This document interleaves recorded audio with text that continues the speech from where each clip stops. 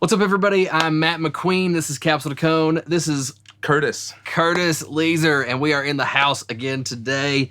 New video, new control room. I'm gonna say that on the next several videos. I've already said absolutely. That on a couple. Yeah. But I'm loving being in the space, the vibe, the color of the room, everything that we've got going on. We got new guitars 2 weeks ago.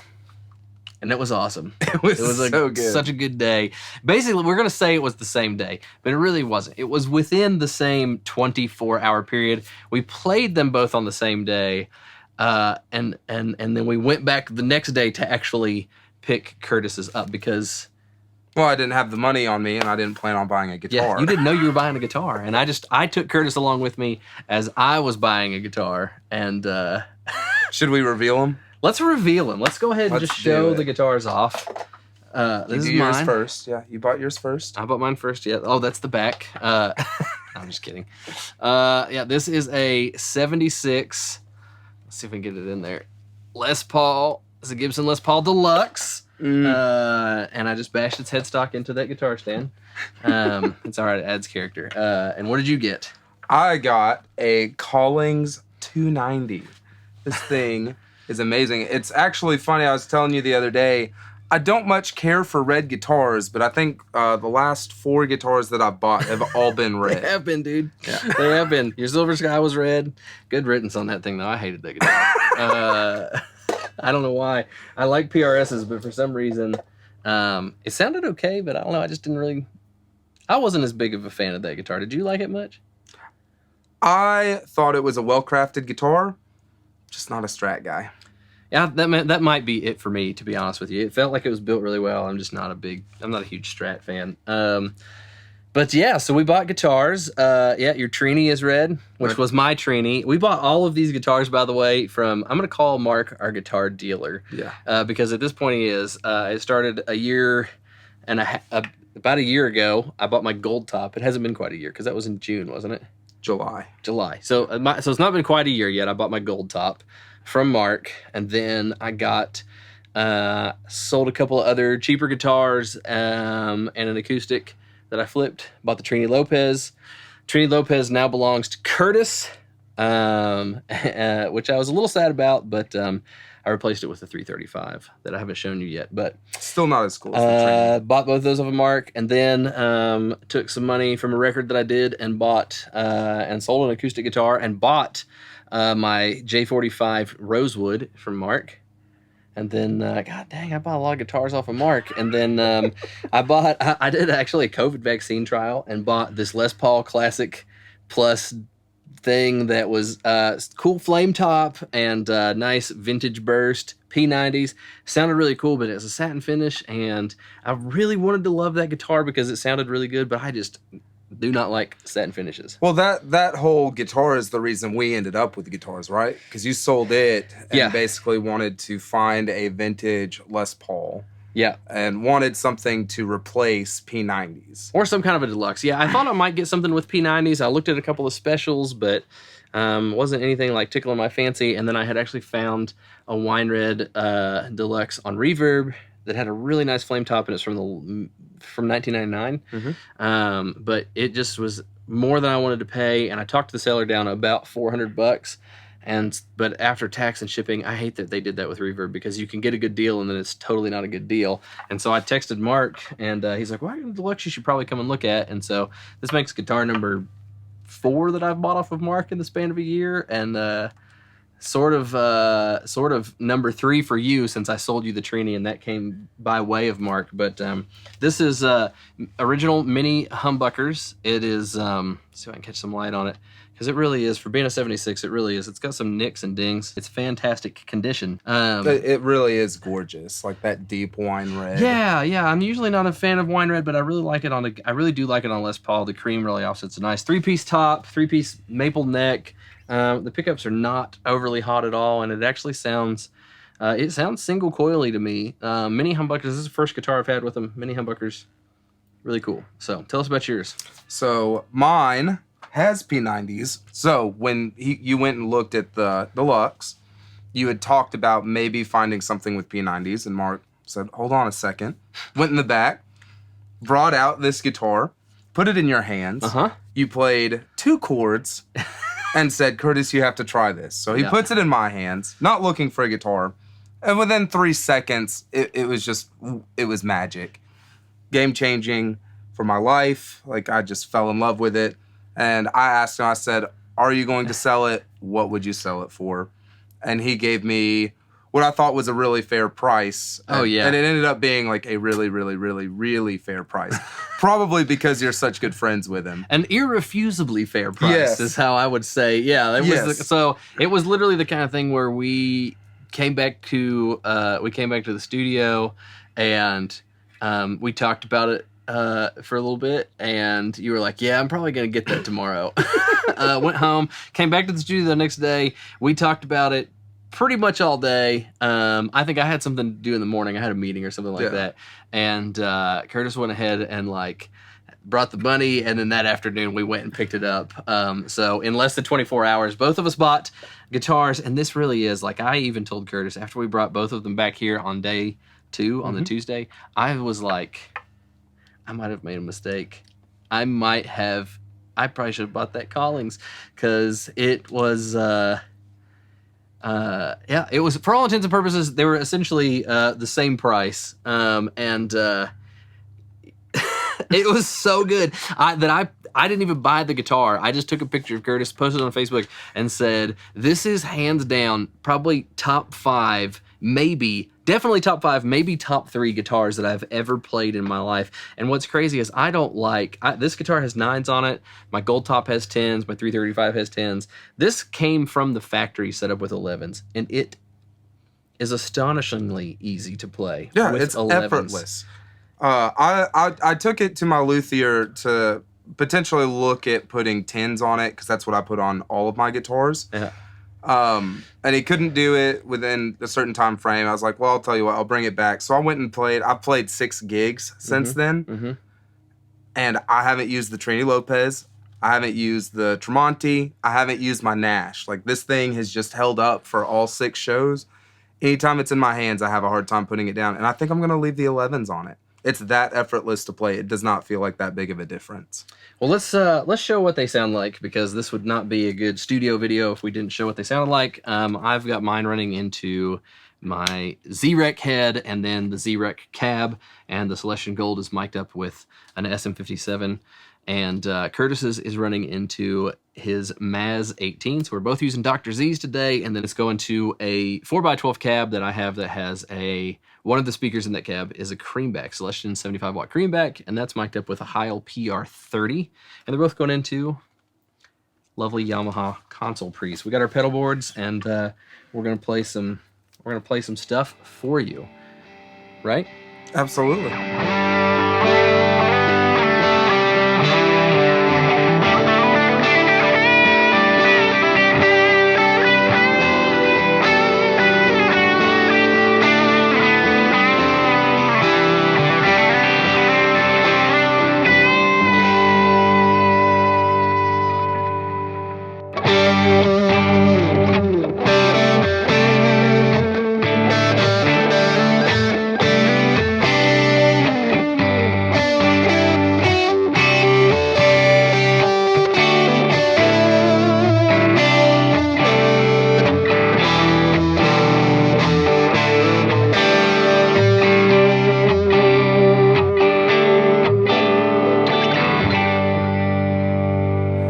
I'm very much a fan of mine. Like, it feels great. This is actually, I hate to say it, because the Gold Top was sort of a dream Les Paul for me. I've thought about Gold Top since I was a kid, but the neck on this I like a lot more. And I'm not even like, I'm not playing guitar every day, but just the way that this feels, I really like it. Yeah. Like I said, I've played mine for 6 gigs now with 3 different bands at Nashville, Kentucky, Gatlinburg. So a bunch of different systems, different players, different feel, different songs. And I have 0 complaints with this thing. The only thing I will say is this Bridge P90, which is a Lawler, has a output of, what was it, 9.2K ohms? Yeah, that's right. Yeah, Good job, you remember that. Yeah, I'm getting smarter every day. I'm going to make an engineer out of Curtis. He's going to learn me something one day, as my grandmother tells me. Yeah. But this thing is a ripper. The only thing is it's a little hard to get it clean. Yeah, it is. But it sounds so good dirty. Especially on an amp that has a lot of breakup. So the Z-Rec is not really, unless you're turning your volume back, the Z-Rec, or just using it with like a Strat or a Tele, the Z-Rec is not clean at all. And that's the first amp that we tried it on when we brought both of these back. And I think the night that we brought yours back and had both of them here at the studio, we played guitar for like 2 hours straight. Yeah, just both of us trading back and forth, like, here, let me try it. And we used the Z-Rec and the Friedman, and... I think we ended on the Friedman, and I think that lasted for about an hour. Yeah, the Z-Rec we played forever, just going back and forth between both guitars. And this one, I mean, we had the Z-Rec turned down so low, like miserably low, to where it's just getting thin before it really got clean. You know, yes. It was almost to the point where it wasn't fun. I like to run that amp at noon, and then... we can dial in with volume, so. Well, and with volume, like with the volume control, it's super responsive. So that's how I clean it up when I set stuff on the edge of breakup. But man, when I let it wide open, it's wide open. Awesome. Send it. Send it. Full send. Full send. That's what it is.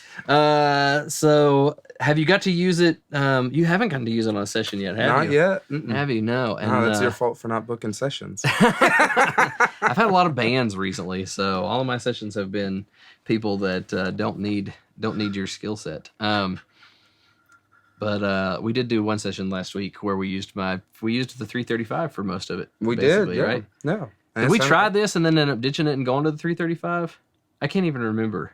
Yes, we did. Okay. And it was only the only reason we didn't go with it is because the client wanted a particular sound that we both, once he said it, we both were like, oh, the 335 would fit this. Yeah, I just felt like we couldn't get it quite with this. I'm still getting used to this because I've never had I've had a lot of humbucker guitars. This is my first guitar that I've had with mini buckers. And they're not really, these ones are real low output. So they're also really thin because I mean, P90s should be relatively thin in my mind when I think of, the different style of pickups. But I would argue that those mini buckers sound way more single coil like in nature than these P90s do. Yeah, I think so too. They definitely have a certain snap to it. Like I think you could fake a Tele with this guitar. I really do. We haven't tried that yet, but I think if you had a really snappy Fender clean tone with some compression on it, maybe just an edge of breakup kind of dirt, I think you could fake a Tele with this Les Paul because of how snappy and low output the pickups are. I think I'm going to try some Lawlers in it, and maybe we'll make a video about that. Those sound great. They're super hot. I don't want to put P90s in this. No, I think it just ruins the look. Yeah, Lawlers makes mini buckers. Yeah, that's what initially when you had that though. I guess that's why I'm saying that. It's this confession time with Dad. We've talked about it every day, so I know it's coming. Yeah, I immediately I was so angry. I thought that I regretted not buying the Collings.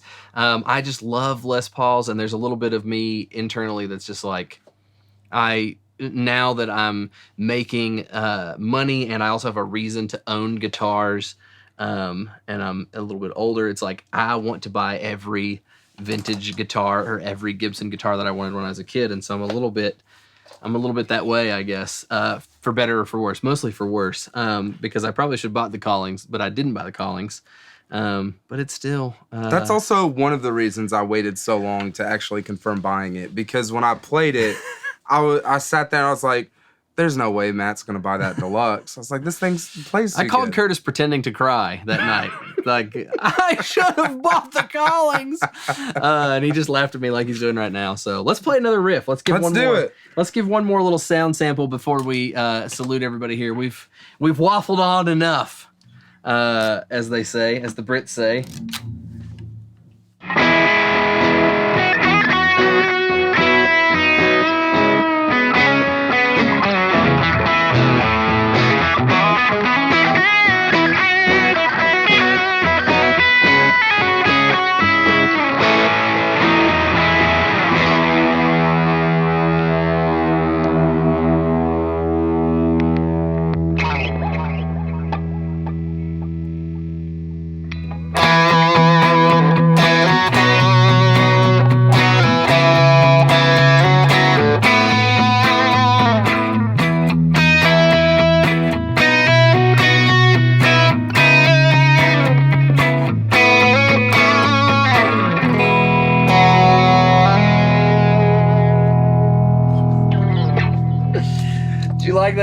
Well, did. You want to do it again? You want to no, keep it? dude, we'll keep it. We'll keep it. I don't have. I have no pride about not being a fantastic guitar player. I'm more than happy to keep hiring you, and I'm glad you just let me be in this video with you. Well, my bank account appreciates it. I'm sure it does. Oh, I So do these too. are our guitars. This is totally just a goof off video, and we hope that you liked it. I love my new guitar. Do you love your new guitar? I love my new guitar. I do too. It feels so good to get a guitar. It feels so good to buy a guitar. When I'm sad, I'll buy guitars, and then I'm happy again. Yeah. It's like a drug. And then my wife's mad at me for buying guitars, and then I'm sad again. And then I buy a guitar, and I'm happy again. It's a vicious cycle. Anyways, I'm Matt. This is Capsule to Cone. I'm Curtis. Thank you guys for watching and and listening to an old man and a slightly younger man ramble on. We will see you in the next video.